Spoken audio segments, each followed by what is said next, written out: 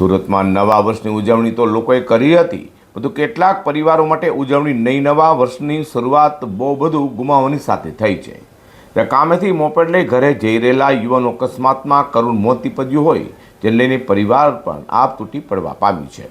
સુરતમાં નવા વર્ષને એક તરફ લોકોએ હર્ષોલ્લાસ સાથે વધાવ્યો, તો નવું વર્ષ કેટલાક પરિવારો માટે ગમગીન બનીને આવ્યું છે.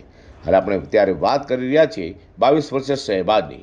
નવાગામ ડિંડોલી બ્રિજ પરથી રાત્રિના 10:15 વાગ્યાના સમયમાં કામ પરથી ઘરે મોપેડ પર જઈ રહેલા શહેબાજને બ્રિજ પર અકસ્માત નડ્યો હતો, જેને 108 એમ્બ્યુલન્સ ઇમરજન્સીમાં સ્થાનિકોએ તાત્કાલિક સારવાર માટે હોસ્પિટલે ખસેડ્યો હતો. જોકે હોસ્પિટલમાં તબીબોના તમામ પ્રયાસો બાદ ટૂંકી સારવાર વચ્ચે શહેબાજનું મોત નીપજવા પામ્યું છે, જેને લઈ તેના પરિવારજનો પર આપ તૂટી પડ્યું હતું. પરિવારનો આધાર સ્તંભ નવા વર્ષની શરૂઆતમાં भगवान ले लेता परिवारजनों पर आफत पड़ी है। मेरा नाम दाऊद है, वो भाई का नाम शहबाज है और उनकी उम्र 22 साल है।